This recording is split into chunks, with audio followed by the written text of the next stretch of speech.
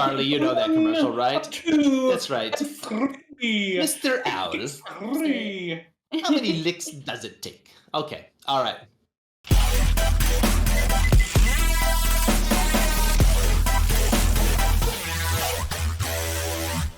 Hi, welcome back to the Simpleton Review. We know nobody watches this past maybe the 25-second mark. That's fine. We I don't did it! care. That's not true. That's Yeah. not true. You guys are losers. It's not. Oh, wait, I mean, we love you. Thank you for subscribing to our channel. We love you so much. I am Simpleton number 1, the host. And who else do we have on this illustrious program? Hey, I'm Charlie Gibson. I'm Simpleton number 2. Lemuel Edwards, Simpleton number 3. And I'm Trista Tay, Simpleton number 4. Welcome to the club, Trista. Again, she is not Simpleton number 4 because we're misogynists, although I probably am, because I am a white cis male, and that's what I am, right? Or at least that's what society has branded me. Misogyny. That is exactly what we are. Yeah. We've got a special treat for you today, folks. We have, once again, a movie by the illustrious Gough from Australia, and he brings us his special brand of humor, and it's going to be interesting to see exactly what people think of this one, especially Trista, since she has no history with Gough whatsoever. But this one was called the, what was it again? I always forget the name of it. Mr. Eligible. Mr. Eligible, that's right. Let me give you just a little bit of a background of Beernuts Productions. Beernuts, as they say on their website, is a fiercely independent production and distribution company. They are a prolific producer of film, television, audio downloads, books, and other forms of creative media. And then it says, click the links below, above, something like that. Anyways, he writes books. Gough writes books. He's a comedian. He does shows or, these videos, which are generally satirical in nature, making fun of certain things. This time he chose to make fun of the reality TV format, specifically Bachelor, Bachelorette, and all of the various offshoots of such program. Who wants to go first? Trista. I have a few notes, okay? I'll say I did enjoy it. I do like a lot of the jokes in it, and they're very on point with the reality dating shows and stuff. I will say some of the timing and execution of the shows I feel could use a little bit of work. Some of the scenes I felt went just a little too long and they lost their effect, like going through all the women as their introductions. I loved all the little bits with them, but I think it could have been shortened a little bit to really land it. And there was just a lot of other moments where I think timing could have really helped sell some of the jokes, and other times where the jokes just weren't quite in place for me. But overall, I did enjoy it. I think it's perfect for the reality TV show genre. One of the other things I did notice too was one of the things that makes parody work really well is the lack of self-awareness with a lot of them, and I feel this could have really benefited with less self-awareness in it, because there's a lot of bits where I felt they knew they were making a parody, and so they were leaning way too into the parody, if that makes sense. If they had kind of reeled it back and made it seem like they weren't, I don't know how else to explain it, but they were way too self-aware for their own good in some parts, and it ruined some of the jokes' delivery for me, which is a shame because they were actually really good jokes that would have been great. But that's about it. Otherwise, it is very funny, and I give props to it because I can't write parodies and stuff like this at all, so. Honestly, Okay. I think we've gotten used to The Office, where all the jokes like that are in passing, and they'll do like quick clips like to show like what they mean in a quick video without having a whole lot of words. And we're so saturated with that we don't get all the dialogue, because Gough is a big dialogue guy, and he doesn't use the sight gags as much. There are some, but it's like that's what we've started relying on, and Gough is not going that direction. It makes it harder to watch now, because we have been saturated in that. This is still water cooler humor, so I mean everybody's gonna pull a laugh whether they wanted to or not.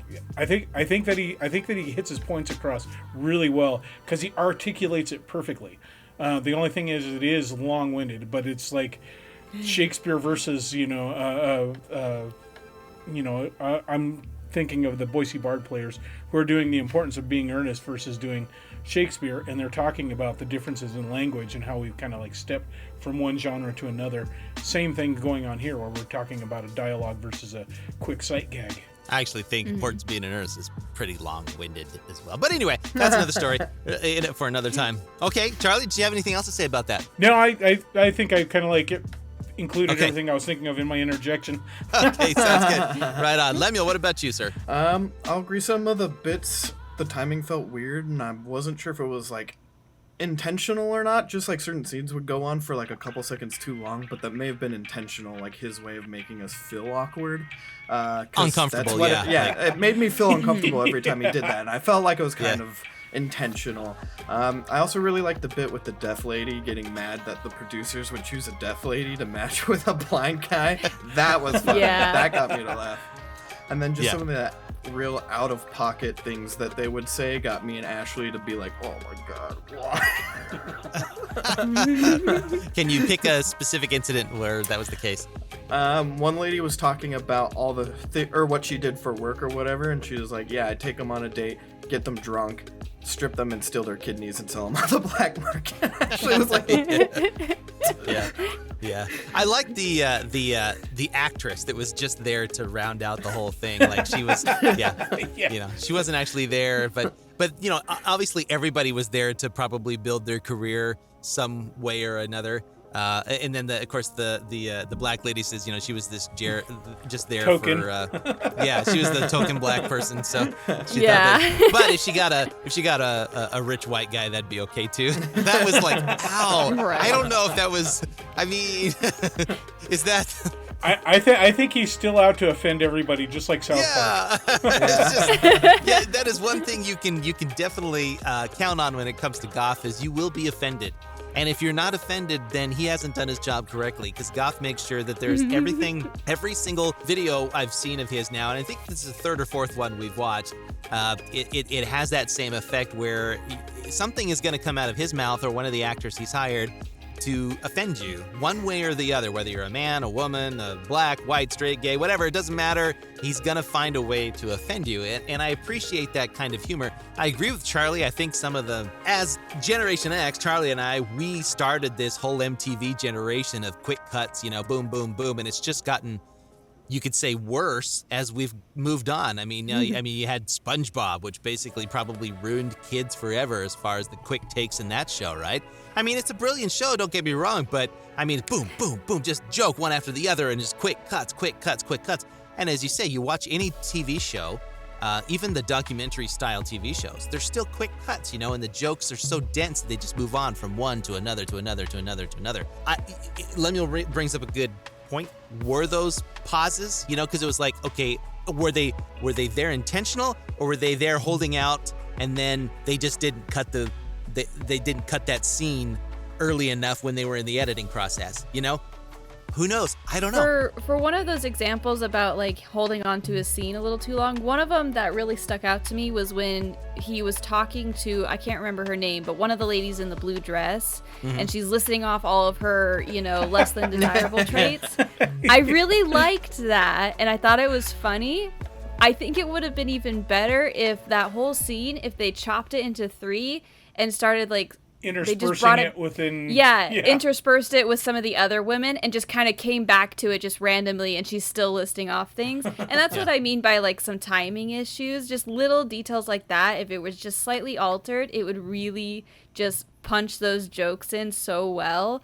But it is a funny joke that she just continuously lists it off and everything. Yeah. And then she gets mad at him because he's rude because he walked off.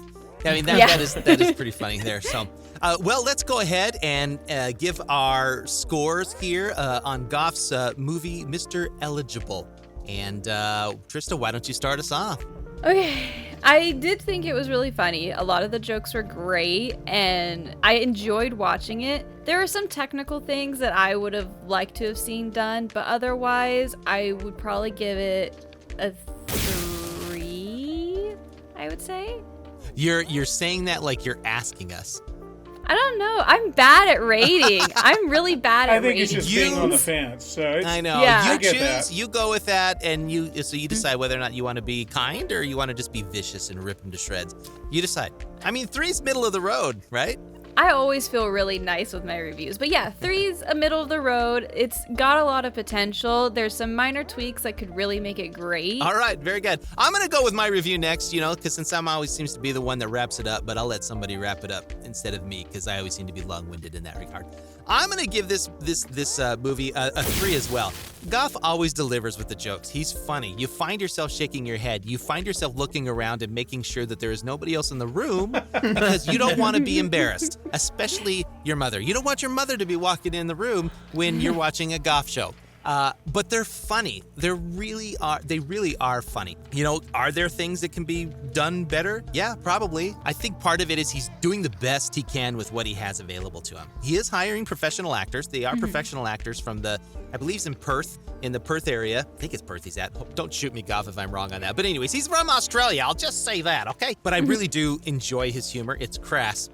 And he ain't for everybody. That's for sure. But I'll give it a 3. I'll jump in next because that kind of humor just isn't my cup of tea. I don't like stuff that's demeaning to other people and stuff a whole lot, and I don't like dumb movies, and so I'm really usually hard on him. But this guy is perpetually pushing his envelope, and as an artist, I got to give him a 3. Because he builds it and he builds it and he builds it and he does a good job. He may not hit all the marks of making this spectacular, but he definitely deserves a middle of the road for his effort. Fair enough. Mr. Lemuel. I think I'm also going to give him a 3. His jokes are funny. They're well written. Even if they're crass, one of them somewhere is going to get you to laugh whether you like it or not. Like you said. And his editing's pretty good for what he has. Obviously, he doesn't have the best microphone setup and stuff, but you could still hear everybody, which was great. And the sound effects when he was in the restroom were definitely something. Yeah, they were funny. Yeah. It was visceral is the word I'd probably use. Yeah, that was actually pretty good. I don't know if I was a big fan of the gun sound effect. I mean, it had its sense of humor, but it could have been a little bit better. That was one of my favorite Just that they'd actually bring it out that they're pulling him out, pulling him out back and shooting him. Yeah. I mean, it's funny that the humor behind it is funny, but the sound effect itself. Oh, the sound effect is awful. It's you could have pulled it off of somewhere besides, the internet. Stock SoundCloud, internet sound. I don't know where you got it from, but even if you did that, make it come out of at least one speaker, so it sounds like it's coming off from the side instead of dead set center. That's kind of how I felt. But anyway, well, great. So Gough, you've got a 3 from us. Look, we love your movies, but we've got a review show to run. And so we're not going to give you a 5. Sorry, man. We still love you. We think your humor is fantastic. Thank you so much for sharing your video with us. If you like Gough's movies or you think this might be interesting to check it out, go to beernutsproduction.com. Yes, beernutsproductions.com. You can purchase any one of his videos that he's got, and he's got quite a few out already. And he also has children's books he's written, which is kind of crazy. They're actually more adult than they are children's, but they're children-ish books. He's got movies called The Diary of the Stoned Lovers, My Elastic Has Snapped, Vincent, Memoir of a Madman, Jimmy Green and His Adventures in the Magic Forest. And they are funny. I've had a chance to read a few of them, and they're not bad at all. They're quite humorous. So go check out Beernuts Productions. Support Gough if you like him. If you've seen Gough stuff and you like him, let us know in the comments below. We would love to hear your thoughts on the matter. And don't forget to like and subscribe to our podcast, because without you, we will still do it anyways. But we'd still love you to subscribe and like our show. So thank you so much for joining us here at the Simpleton Review. We will see you next time right here. Bye-bye.